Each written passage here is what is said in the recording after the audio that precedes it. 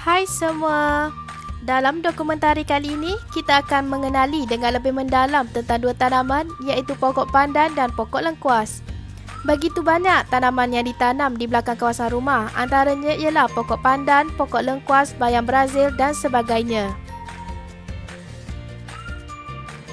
Pokok pandan atau nama saintifiknya adalah Pandanus amarylifolius, merupakan sejenis pokok yang banyak kegunaannya bagi rakyat Malaysia.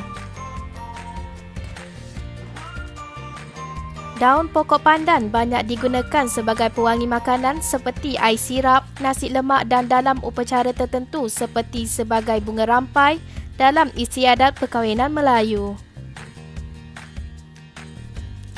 Di Malaysia, pokok pandan dibezakan antara pandan biasa dan pandan wangi. Pokok pandan merupakan sejenis tumbuhan tropika dalam keluarga genus Pandanus dan digunakan dengan meluas dalam masakan di Asia Tenggara.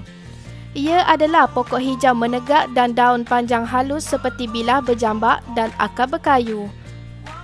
Pokok pandan jarang terdapat secara meliar tetapi ditanam dengan meluas bagi perisa dalam masakan.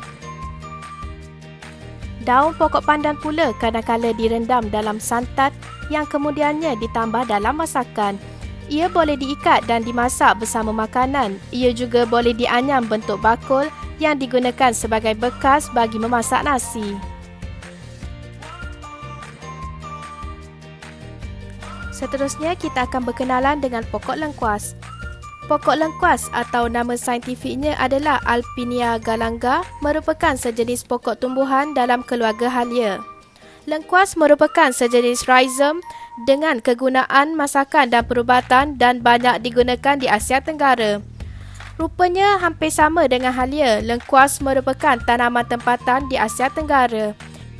Lengkuas sentiasa digunakan dalam masakan untuk menambah aroma seperti masakan pedas, laksa Penang, sup singgang dan boleh digunakan untuk masakan bergoreng. Daun lengkuas berwarna hijau bertakai pendek dan tersusun berselang. Bentuk daun memanjang dan hujungnya meruncing. Pelepah daun beralur dan berwarna hijau. Lazimnya rhizome lengkuas yang matang dan sesuai dituai adalah berwarna keemasan kekuningan dengan rhizome muda ada warna kemerahan. Lengkuas tumbuh mengikut rumpun dalam satu pedu pokok. Kaedah penanaman lengkuas di Malaysia biasanya menggunakan bahan tanaman benih yang diambil daripada rhizome. Rhizome yang masih segar diambil daripada pokok induk dengan memotong antara 10 hingga 15 cm dengan memastikan mempunyai ruas dan mata tunas. Sebaiknya buat rawatan dengan racun kulat sebelum menanam.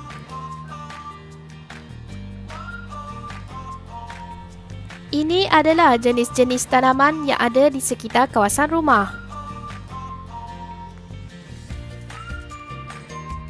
Pokok bayam Brazil, pokok bawang, pokok halia, pokok pandan dan pokok lengkuas. Sekian saja untuk kali ini. Terima kasih kerana setia menonton. Assalamualaikum dan jumpa lagi.